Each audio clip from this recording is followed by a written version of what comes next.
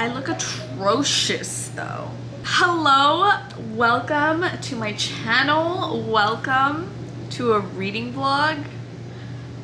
It's been a minute since I've done a reading vlog, although I have been doing a lot of reading this year. I just do the majority of my reading at work, which is very hard for me to film. So that's why I don't usually do reading vlogs. But I figured since I am so close to reaching my Goodreads goal that I would film like the tail end of my reading journey this year. My current Goodreads goal is 75 books and I have read 72 so far, so I am 3 books away. I would say 98% of the books that I have read this year have been ebooks, just because again, it's easier for me to read those at work rather than busting out a physical book. As you probably saw in the intro part, I will be reading an ebook but also 2 physical books. I just thought that's what I'm going to challenge myself to do. The first book that I'm going to try and tackle, which is going to be my main priority, is Insanity by Cameron Jace. This is an Alice in Wonderland reimagining retelling, and I have actually been reading this or trying to read this for the past 2 or 3 months. I'm going to link the video up in the cards in which I actually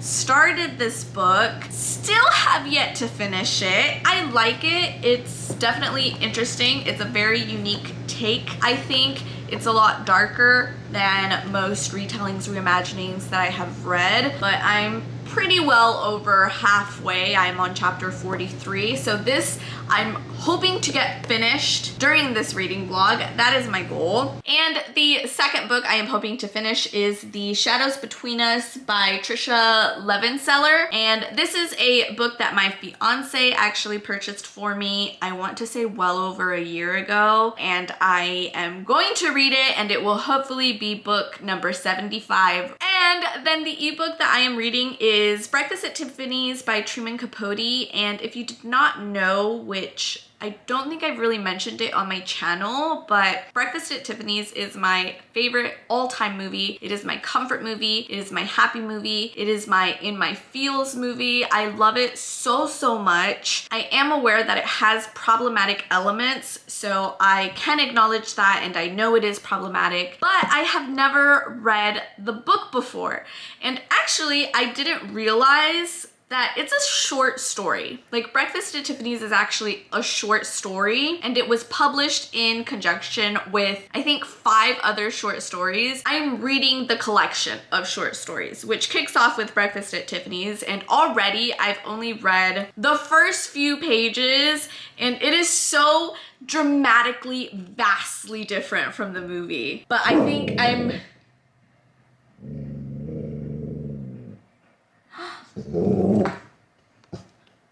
pretty sure a bee or a wasp just stung my fiance outside. My fiance discovered a wasp's nest in one of his house shutters. Please be careful. So if anyone has any advice or tips, recommendations on how to get rid of wasps, I will keep you updated on the books. Like I said, I'm going to tackle Insanity first, and then of course the Breakfast at Tiffany's short story collection I will most likely be reading at work. That I will probably fly through quickly, but I will let you know my thoughts nonetheless.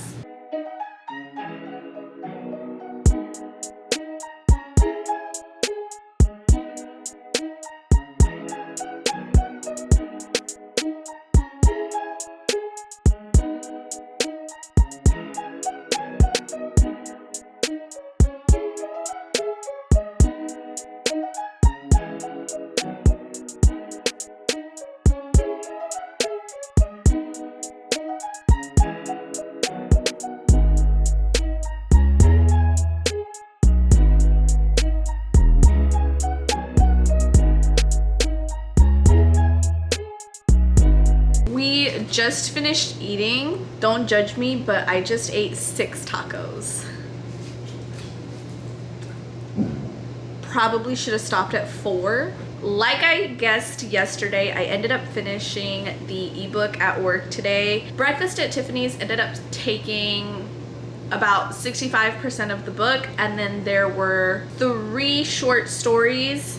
I think yesterday I said it was 5, but no, it was only 3 additional short stories. And wow, the movie was problematic, but the story, it wasn't necessarily problematic. There was just a lot of slurs in there that I was not expecting. All in all, I feel like it was very different from the movie. I feel like Holly Golightly in the book is a different person from Holly Golightly in the movie. And I don't know if that's a good or a bad thing. Like, I feel like she was just a bit bolder in the book, more sure of herself. I finished that. The other 3 stories in there, there's nothing really of note. It was very random. I don't think I've ever read like a short story collection like that where the stories don't relate to one another. So it was just strange to like just end one short story and go to the next. I just don't know how to feel about it as a whole.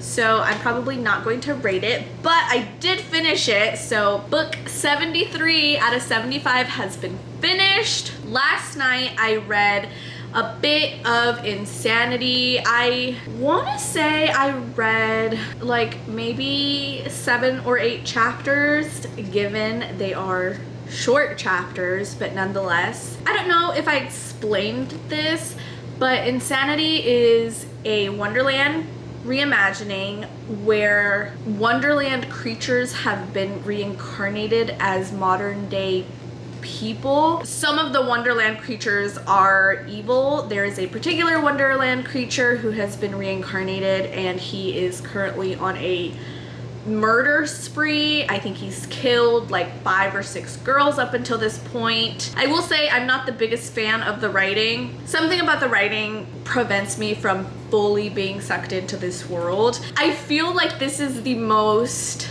like wacky reimagining of Wonderland. All the other Wonderland reimaginings that I've read kind of have a sense of reasoning, like people try to make sense of Lewis Carroll's original work, but this one is truly just so out there.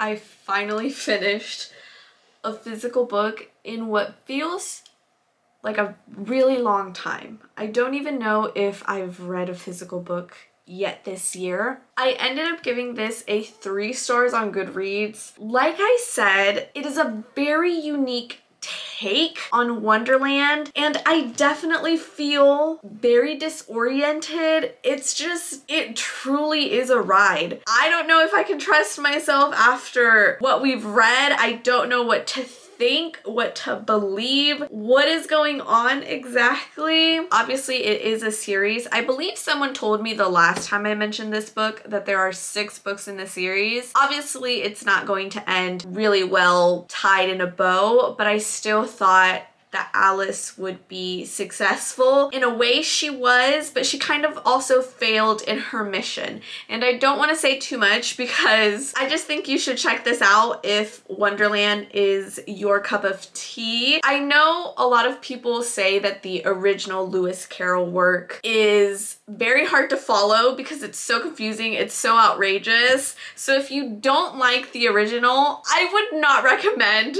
this retelling because I feel like it is along the same lines of madness, but with a lot more darker theme, a bit gorier, actually a lot gorier. It's unique. I gave it a 3 stars. I don't know entirely how I feel about it. I was into it just because it was so unique, but at the end, I don't feel any connection to the characters at all. I'm just honestly here for the tea. Like, what is going on? I need an explanation. It is currently 8:33. I will probably be heading home soon, so I don't think I'm going to be able to start The Shadows Between Us. Just so you know how much I don't read physical books. I feel like when I was reading a lot of physical books, we had table of contents, and I was looking through this one just to see how many chapters there were and to see if there was maybe like a way I could divide it, so many chapters per day, but there is no table of contents in this book. Is that the new normal? Do new books not have table of contents anymore? Is that out? Is that not a trend? So it is currently Thursday. I don't think I've read anything since Wednesday night, maybe Thursday night. I can't remember for sure. But I did start The Shadows Between Us, and I read 5 chapters, and so far I'm enjoying it. I would say I am enjoying it. If I didn't mention, this book is about Alessandra, our main character, and she is trying to seduce the Shadow King. Not necessarily because she loves him and wants to spend the rest of her life with him, but because she plans to murder him after the wedding and claim the kingdom as her own as queen. And I'm enjoying it so far. I'm intrigued. I will say I really like the main character so far. She is so sure of herself. She's not letting nobody sex shame her. She's a very sex positive character, very independent. Like, she won't even let her father shame her. And it's like, you're here for me, you're going to help me, or you can get out. Like, if you're not here to help me, then I don't need you here. I love that. I love that she stands up for herself. She knows what she wants. She knows how she's going to get it. And she's very sure of herself and her prowess. And I'm here for it. And other than Alessandra, we haven't really met any other characters super intimately. We have obviously seen the Shadow King. She was able to secure an invitation to the palace. So she's slowly achieving her goal. We don't know much about the Shadow King. Apparently he has some kind of magic. He's, as his name implies, followed by shadows, or shadowy tendrils come out of him. I don't know. We don't know a lot about the Shadow King.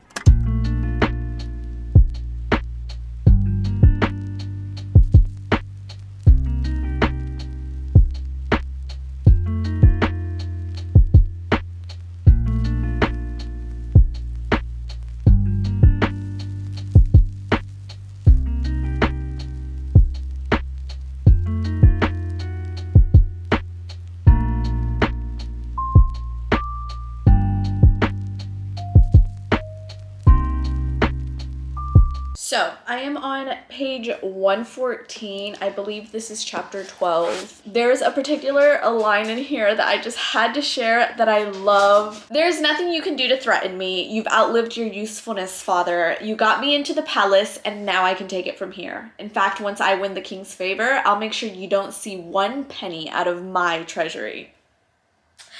And I love that. Somehow Alessandra, like, just sticking it to her father just gives me such joy. Like, I love how headstrong she is. I don't know about the plot as a whole or how I will feel once I finish the book, but so far, I really like Alessandra. I really hope they don't weaken her in the end. That's my only worry, that all of a sudden she'll just, like, be a softie. I think I would be really annoyed if that happened.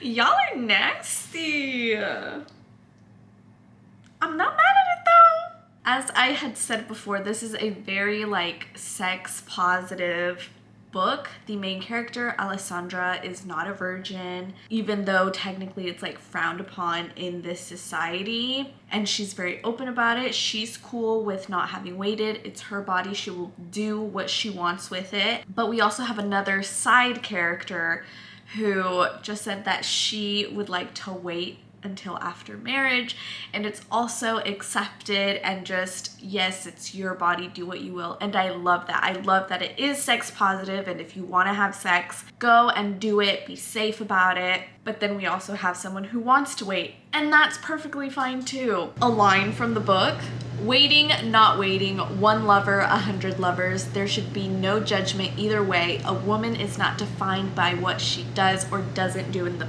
bedroom. And I think that applies to everyone, not just women, but every single person should be free to do what they want or don't want to do in the bedroom. I love it when books make me feel some kind of way. No. Oh, Alessandra. Oh, girl. No. No, no, no, no, no.